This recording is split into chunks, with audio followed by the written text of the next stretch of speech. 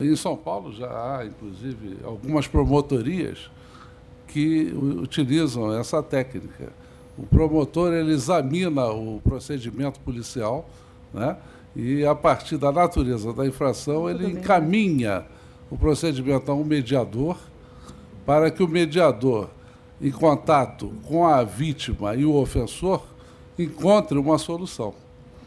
É uma mediação que se chama restaurativa, né? No sentido de se obter uma solução que vise a, se for possível, restabelecer o diálogo, melhorar o relacionamento daquelas pessoas, rever-se as causas que levaram ao cometimento do ilícito e, em terceiro lugar, estabelecer até, em determinadas situações, a reparação do dano. Né? É um trabalho que envolve, muitas vezes, a própria comunidade. Esse trabalho hoje tem sido feito em comunidades carentes, onde até representantes das comunidades vêm, são convidados também a participar, e se faz uma restauração do laço social.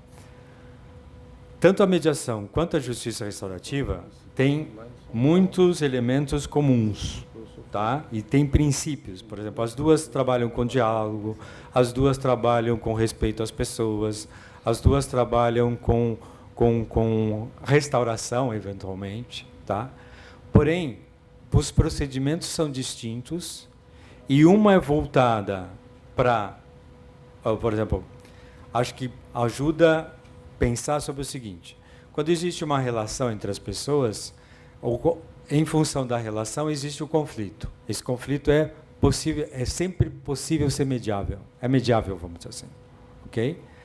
Já na justiça restaurativa, e aí o componente justamente que envolve eventualmente a perspectiva da restauração, ao pressuposto a existência do dano, ok? Aí a necessidade de, e aí vem o questionamento que é feito pela justiça restaurativa, no sentido de que a justiça penal, ela não restaura, ela dá a penalidade para quem cometeu a infração, ok? E aí a proposta é, vamos promover um diálogo entre as pessoas para reparar esse dano que foi causado. O que acontece? E aí, qual é a ideia? O conflito foi instalado numa comunidade. Cabe à comunidade promover a forma de restaurar aquilo, ok? Por isso que, ao contrário da mediação, a justiça restaurativa propõe chamar pessoas que indiretamente são envolvidas no conflito. E hoje a experiência brasileira vai muito para a questão dos menores, sobretudo no envolvimento das escolas, ok? Esta é uma coisa. Outra coisa é a conciliação, que hoje, por força aí do juizado especial, aí vocês me corrijam se estiver errado, por quê? Por força do juizado especial, justamente penal, que permite essa transação, ok? E que hoje, por força do movimento que está acontecendo no judiciário, antes era feita pelos juízes, hoje começam a ser feitos também pelos mediadores, ok? Agora, aqui a ideia, e aí esse é o grande desafio no âmbito da mediação, não os elementos da legislação estão previstos, ao contrário da mediação que eu faço no âmbito comercial, no âmbito comunitário, no âmbito familiar, porque existem determinados parâmetros que são regidos pela nossa legislação e que, infelizmente, quer queira, quer não, isso é público. Então, devem ser preservados, e aí, por isso, os órgãos públicos que preservam e que têm essa prerrogativa fazê-los, participarem. Por isso que, por exemplo, na minha cabeça não cabe se fazer uma conciliação penal, uma transação penal, fora do Ministério Público ou fora do Judiciário.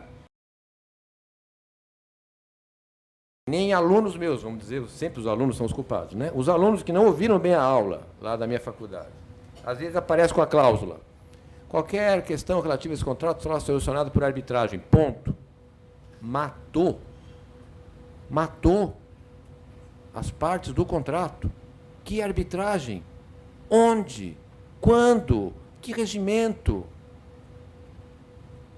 Matou. Subtraiu do poder togado a solução de controvérsia, porque o juiz dirá, não conheço dessa matéria, porque há uma cláusula arbitral, e não disse onde vai ser feita a arbitragem. E aí vai ter que entrar com uma ação judicial para o juiz e as partes entrarem num acordo para indicar onde vai ser feita e como a arbitragem. Então, esquece isso. Tá? Indica a Câmara tal. Convém cláusula arbitral. Tá? Ou então, né, a arbitragem vai nascer, senhores advogados, independente do contrato. Mas, professor Fernando, não tem cláusula arbitral nesse contrato que eu estou aqui, tem uma controvérsia nesse contrato. Ou então, senhores do mundo do direito, a maior parte das relações jurídicas não são escritas, portanto, não são contratuais.